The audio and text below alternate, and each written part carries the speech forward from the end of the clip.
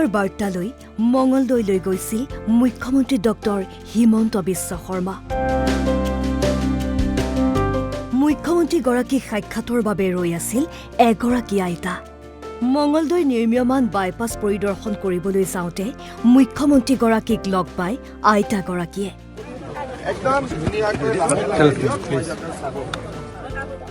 2000 চনতে শাকতোলা নৈবানে উটুৱাই নিছিল গোলাপী দেৱী নামৰ আইতাগৰাকীৰ বাসগৃহ।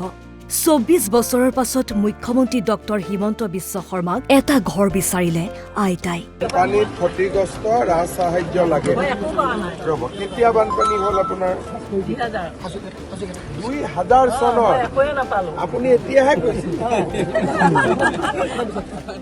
আইতাই 24 বছৰৰ মূৰত ঘৰ এটা বিচৰাত আচৰিত হৈ পৰিছে মুখ্যমন্ত্ৰীগৰাকীও। 2000 চনৰ। আপুনি এতিয়াহে কৈছে। মুখ্যমন্ত্ৰীগৰাকীক মূৰতে চুমাও খালে আইতাই। 2000 চনৰ। 2000 চন। মুখ্যমন্ত্ৰীগৰাকীও সাৱটি ধৰিলে আইতাক। 2000 চনৰ। আপুনি এতিয়াহে কৈছে।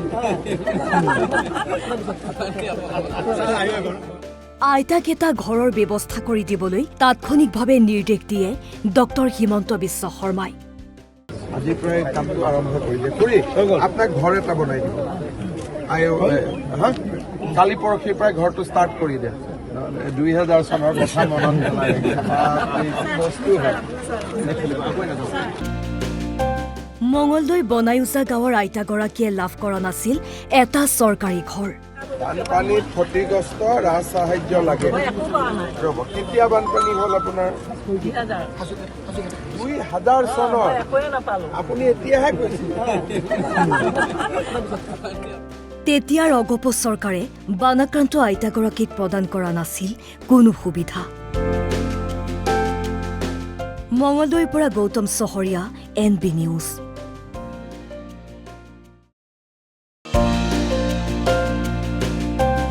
উন্নয়নৰ বাৰ্তালৈ মঙলদৈলৈ গৈছিল মুখ্যমন্ত্ৰী ডক্টৰ হিমন্ত বিশ্ব শৰ্মা।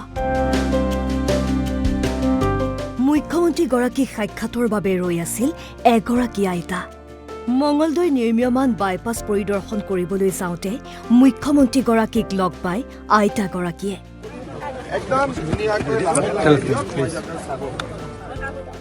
2000 চনতে শাকতোলা নৈবানে উটুৱাই নিছিল গোলাপী দেৱী নামৰ আইতাগৰাকীৰ বাসগৃহ।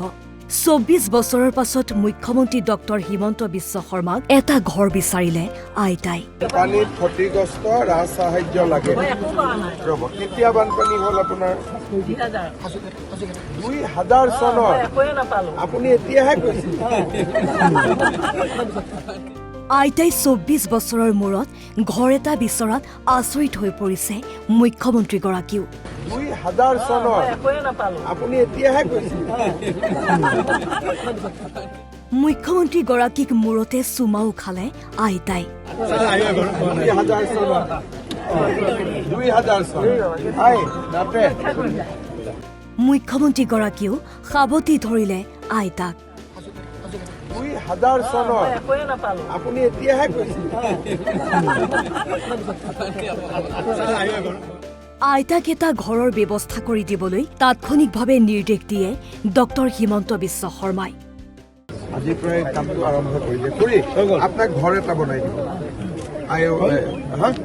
কালি পৰহিৰ পৰাই ঘৰটো ষ্টাৰ্ট কৰি দিয়ে। 2000 চনৰ কথা মনত পেলাই বস্তু হয়। মঙলদৈ বনাইউজা গাঁৱৰ আইতাগৰাকীয়ে লাভ কৰা নাছিল এটা চৰকাৰী ঘৰ। বানপানীত ক্ষতিগ্ৰস্ত ৰাজ সাহায্য লাগে। কেতিয়া বানপানী হ'ল আপোনাৰ? 2000 চনৰ। আপুনি এতিয়াহে কৈছে। তেতিয়াৰ অগপ চৰকাৰে বানাক্ৰান্ত আইতাগৰাকীক প্ৰদান কৰা নাছিল কোনো সুবিধা। মঙলদৈৰ পৰা গৌতম চহৰীয়া, NB নিউজ।